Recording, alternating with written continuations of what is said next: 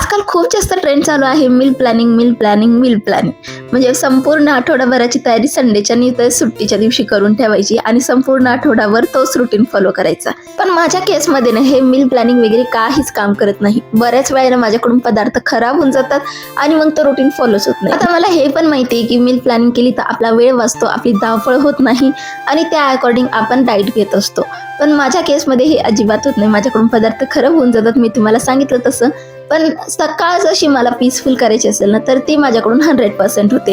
आता मी हाऊसवाईफ आहे त्यामुळे ना मला हे अगदी सुरळीत पडतं. पण तुम्ही वर्किंग असाल ना तर तुमच्यासाठी कदाचित हे थोडंसं हेक्टिक होऊ शकतं. मग तुम्ही ना वीकली मील प्लॅनिंग नक्कीच प्रेफर करू शकतात. पण मी हाऊसवाईफ आहे त्यामुळे ना मी संध्याकाळी थोडा तरी वेळ मी सकाळच्या तयारीसाठी देऊ शकते. म्हणून मी मील प्लॅनिंग वगैरे अजिबात काही प्रेफर वगैरे करत नाही.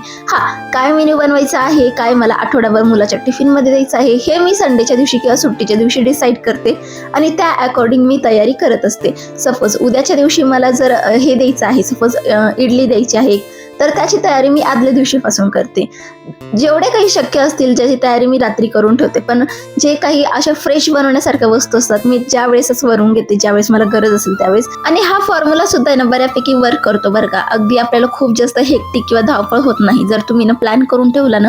म्हणजे थोडक्यात सांगायचं ना, आपल्याला काय बनवायचं हे आपल्याला आधीच माहीत जर असलं ना तर आपण त्याच्याकडे ना पटकन ऍक्टिव्ह होतो आणि आपली कामं पटकन होतात. पण आपल्याकडून बऱ्याच वेळानं विचार करण्यामध्ये जातो की आज काय बनवू, आज काय बनवू. त्यामुळे ना शक्य असेल ना, तुमच्याकडून जर पॉसिबलच नसेल ना, तुम्ही मील प्लॅनिंग करायचं विचारत जरी असाल ना, तुम्ही फक्त मेनू डिसाईड करून ठेवा की मला हे बनवायचंय, ते बनवायचंय. त्याने सुद्धा तुमचा बराच वेळ वाचतो. आता बघा ना, मी ना उद्यासाठी इडली देणार आहे प्रथमच्या टिफिनसाठी. तर दरवेळेस मी प्लेन इडली बनवते, यावेळेस मी रागी इडली बनवली आहे आणि त्याचं बॅटर मी पिसून वगैरे फर्मंट होण्यासाठी ठेवून दिले, जेणेकरून उद्यापर्यंत हे तयार होऊन जाईल. आता हे बॅटर आहे ना मी बऱ्याच वेळा तुमच्यासोबत शेअर केले, त्यामुळे तुमच्यासोबत ही रेसिपी मी काही शेअर केली नाही. पण अजून एक रेसिपी शेअर करते, ती म्हणजे ना रागी लड्डूची. नाचणी ही खूप जास्त कॅल्शियमनी भरपूर असते आणि लहान मुलांना तसंही कॅल्शियमची खूप जास्त गरज पडते. त्यामुळे ना हे रागीचे लड्डू मी ना बनवायच्या विचारात होते. बऱ्याच दिवसापासून चालू होतं, म्हटलं आज बनवू, उद्या बनवू. त्यामुळे आज फायनली मी मुहूर्त काढलाय हे बनवून घेते. आणि महत्त्वाचं म्हणजे ना, हे जे नाचणीचे लाडू आहेत ना, एकदा बनवून ठेवले ना 15 दिवस आरामात टिकतात. माझ्या मुलाचा टिफिन तुम्ही बघितला आहे, 3 कंपार्टमेंटचा टिफिन आहे. एक भाजीसाठी, एक पोळीसाठी आणि एक साईड डिश. जर आपल्याला सलाड वगैरे द्यायचं असेल किंवा काही चटरपटर द्यायचं असेल तर त्यासाठी. मग तो चटरपटरचा कॉर्नर आहे ना, तो मला दररोज फील करावा लागतो कशाला कशाला तरी. मग त्यासाठी ना मी हे रागी लड्डू बनवून घेते, जेणेकरून आहे ना ज्यावेळेस मला काही सुचणार नाही की त्याला साईड डिशमध्ये काय देऊ जे की हेल्दी पण असेल आणि टेस्टी पण असेल, मग त्यावेळेस मी हे रागी लड्डू त्याच्यासाठी वापरू शकते. म्हणून आज फायनली मुहूर्त काढून मी हे लाडू वगैरे बनवून घेत आहे. आता ही लाडूची रेसिपी ना तुम्हाला डिटेलमध्ये हवी असेल ना तर मी तुम्हाला खाली लिंक देत आहे, तिथून बघू शकतात. किंवा मी तुम्हाला ना अगदी थोडक्यात तोडकी मोडकी सांगण्याचाही प्रयत्न करते. आता हे नाचणीचे लाडू ना मी तुपामध्ये बनवत आहे. तर सगळ्यात आधी ना मी जेवढे काही ड्रायफ्रूट आणि सीड आहे जे माझ्याकडे अवेलेबल होते ते सगळे भाजून वगैरे घेतलेले आहे आणि थंड करायला ठेवले आहे. आता त्याच कढईमध्ये ना मी 2 ते 3 मोठे चमचे भरून तूप घेतलेलं आहे, साजूक तूप. आणि त्यामध्ये ना 2 कप मी नाचणीचं पीठ घेतलेलं आहे आणि ते इथं आपल्याला खरपूस असं भाजून घ्यायचं आहे. ज्यावेळेस पण असे कोणते आपण पदार्थ बनवतो ना जे हे आपल्याला भाजून करावे लागतात आणि अगदी मंद फ्लेमवरती, जसे की पीठ भाजायचं असेल ना, त्यावेळेस शक्य असेल ना तर ट्रायप्लायची आणि जाड तळाची कढई वापरायची, जेणेकरून आहे ना हीट इव्हनली डिस्ट्रीब्यूट होते आणि पदार्थ करपत नाही. हे मी माझ्या एक्सपिरियन्सवरून तुम्हाला सांगते. आता हे जे तुम्हाला ट्रायप्लायची कढई दिसते ना, ही इव्हनली डिस्ट्रीब्यूट करते हीट. त्यामुळे ना पूर्ण करून आहे ना हा नाचणीचं पीठ छान असं भाजलं जातं. आणि हे नाचणीचं पीठ आपल्याला आहे ना अगदी मंद फ्लेमवरती 7 ते 8 मिनिटासाठी कंटिन्युअसली स्टर करत भाजायचं आहे.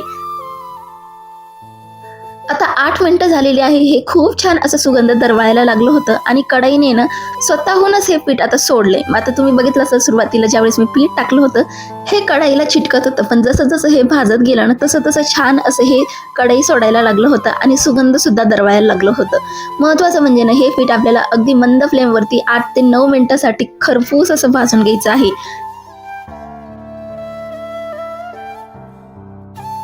यावेळेस माझ्याकडे खजूर वगैरे नव्हते, नाहीतर मी ज्यावेळेस पण नाचणीचे लाडू बनवते ना त्यावेळेस खजूरचा वापर करते. पण यावेळेस माझ्याकडे खजूरच्या ऐवजी गूळ भरपूर प्रमाणात होता. म्हटलं चला यावेळेस आपण गूळ घालूनच हे लाडू बनवून घेऊया. तर यामध्ये ना मी थोडंसं आहे ना 2-3 चमचे तूप घातले आणि हे गूळ आपल्याला छान असं मेल्ट करून घ्यायचं आहे. आता हा रेशो काय आहे माहिती का, 1:2. जर 2 कप आपले इथं नाचणीचं पीठ आणि ड्रायफ्रूट असतील तर त्यासाठी इथे आपल्याला ना 1 कप गूळ घ्यायचा आहे. आता हे मध्यम गोडीचे लाडू होतात. जर तुम्हाला अजून जास्त गोड हवं असेल तर मग तुम्ही गुळाचं प्रमाण वाढवू शकता. तर इथे मी ना जे काही पीठ आहे ते आणि जे ड्रायफ्रूटची पावडर आहे ती सुद्धा एकत्रित करून घेतलेली आहे आणि तोपर्यंत माझा गूळ सुद्धा इथे छान असा मेल्ट झालेला आहे. आता गूळ इथे ना आपल्याला फक्त मेल्ट करून घ्यायचं आहे. याचा आपल्याला खूप जास्त एकतारी पाक वगैरे काहीही करायचं नाही. जितकं तुम्ही जास्त याला शिजवायचा प्रयत्न कराल ना तितकेच जास्त आपले लाडू हार्ड होतील. म्हणून शक्य असेल ना फक्त पटकन आपल्याला हे गूळ ना मेल्ट करून घ्यायचं आहे. त्यामुळे शक्य असेल तितकं बारीक आपल्याला हे गूळ कट करून घ्यायचं आहे. आता इथे हे गूळ छान असं मेल्ट झालेलं आहे. लगेचच आपण याला ना यामध्ये ॲड करूयात. आता हे गूळ आहे ना खूप जास्त गरम आहे, हे जे पाक आहे ते.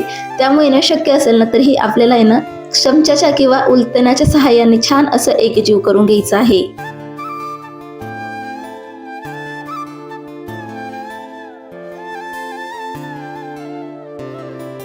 आता अजून एक महत्त्वाची गोष्ट ती म्हणजे ना हे लाडू बनवताना बऱ्याच जणांचं चुकतं किंवा खराब होतं. ते हे कारण आहे की पीठ एकतर खूप कच्चं राहतं, नाहीतर खूप जास्त भाजलं जातं. आता हे जे पीठ आहे ना ऑलरेडी असं काळपट रंगाचं असतं, त्यामुळे ना हे आपल्याला खूप असं सहजासहजी कळत नाही की हे भाजलं गेलंय की नाही. तर याचं एक आहे ना एक ट्रिक आहे, तर ती ट्रिक सुद्धा मी तुमच्यासोबत शेअर करते. जसं जसं हे पीठ आहे ना भाजायला जातं ना तसं तसं ना याला छान असा सुगंध यायला लागतो आणि जे काही तूप आहे ना ते सुद्धा ना हलकं हलकं सुटायला सुरुवात होते. खूप जास्त नाही पण थोडंफार तरी.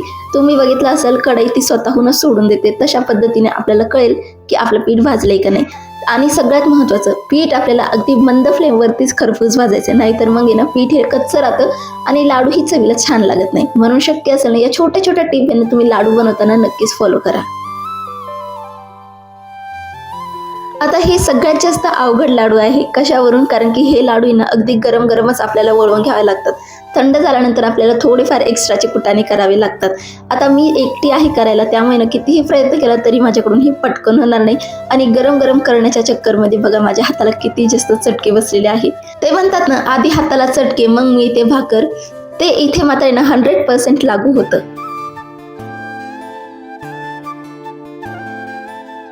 आता बऱ्याच वेळा असं होतं की आपण घरामध्ये एकटे असतो किंवा आपल्याला गरम गरम लाडू वळवता येत नाही. मग अशा वेळेस काय करायचं माहिती का, पीठ थंड झाल्यानंतर ना ते वळता येत नाही, लाडू वळवता येत नाही. मग त्यावेळेस काय करायचं ते ट्रिक मी तुमच्यासोबत शेअर करते.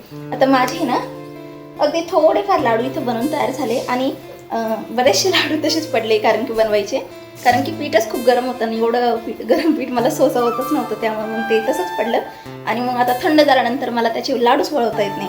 आणि याला जर परत कढईमध्ये जर गरम केलं तर लाडू आपले ज्यावेळेस बनवून तयार होतील तर ते अजून जास्त कडक होतील. कारण की आपण जे गूळ आहे ना तो ऑलरेडी गरम केलेला आहे आणि जसं जसं आपण त्याला जास्त गरम करतो तसे गूळ कडक होतो आणि आपले लाडू पण परिणामी कडक होतील. त्यामुळे आपल्याला याला परत रिहीट तर काही करता येणार नाही. म्हणून आता आपण मिक्सरच्या साहाय्याने याला ना परत एकदा ना फिरून बघूया याचे लाडू वळवता येतात. मी आधी पण एकदा ही ट्रिक ट्राय केली, आता बघूयात ही ट्रिक ट्राय करून वर्क करते का नाही, तर असं तुमच्यासोबत शेअर करते. चला, हे आहे बनवलेले लाडू, हे आहे उरलेलं पीठ आणि हे आहे माझे चटक्याने भाजलेलं हात. बघू शकतात. आता हे ना मला खूप जास्त पेन करत आहे, पण आता आपल्याकडे ऑप्शन नाही याचं, आपल्याला लवकरात लवकर काहीतरी करून घ्यायचे. अजून सध्या पीठ आहे ना कोमट आहे, त्यामुळे लवकरात लवकर आपल्याला ही स्टेप करायची आहे. तर सगळ्यात आधी ना मी यामध्ये ना मिक्सरच्या भांड्यामध्ये हे पीठ टाकून घेत आहे आणि एकदा मिक्सरला फिरून बघायचं. जर याचे लाडू वळवता येत असेल ना तर पटकन वळवून घ्यायचे. आणि हे जरी नसेल करायचं ना तर करायचं काय, आपल्याला ना अगदी 2-3 चमचे ना साजूक तूप गरम करायचं आणि ते गरम तूप या मिक्सरमध्ये थोडंसं टाकायचं आणि परत एकदा फिरून घ्यायचं. याचे लाडू वळवायला येतात. जर तेही करायचं नसेल तर मग तुम्ही काय करू शकता, 2-3 खजूर याच्यामध्ये ॲड करू शकतात. पण तेही नसेल तर मग तुम्ही हा कुटाणा नक्कीच ट्राय करा. माझ्याकडे खजूरचा ऑप्शन नव्हता म्हणून मी इथे ना 2-3 चमचे तूप घातले, हलकंसं कोमट केलंय, फक्त मेल्ट केलेलं आहे. अगदी गरम नका घालू, नाहीतर ना आपलं मिक्सर खराब होईल. तर हे मी एकदा फिरून घेतलेलं आहे आणि आता याचे लाडू मला वळवता सुद्धा येत आहे. लगेचच मी याचे ना पटापट लाडू वळवून घेते, नाहीतर मग हे पण थंड झालं ना मग परत आपल्याला यामध्ये तूप ॲड करावं लागेल आणि खूप जास्त तेलकट होऊन जातील. हे लाडू एकदा बनवून ठेवले ना तर 15 ते 20 दिवस आरामात टिकतात. तुम्ही बाहेरच ठेवा, फ्रीजमध्ये ठेवण्याची काही गरज नाही आहे. पण तुम्हाला जर वाटत असेल ना, पर्सनली मी तुम्हाला सांगते, गूळ घालण्याऐवजी ना तुम्ही ना खजूर घालून हे लाडू नक्कीच ट्राय करून बघा. खरंच खूप छान होतात. तर माझे इथं संपूर्ण लाडू इथं बनवून तयार झालेले आहे. आता हे मी एअरटाईट कंटेनरमध्ये स्टोअर करते. चला भेटू आपण अजून एका इंटरेस्टिंग ब्लॉगसह. तर आजचा ब्लॉग कसा वाटला मला कमेंट सेक्शनमध्ये नक्कीच कळवा. आणि हो, चॅनलवर नवीन असाल तर प्लीज सबस्क्राईब करायला विसरू नका. भेटूयात अजून एका ब्लॉगसह. Bye bye.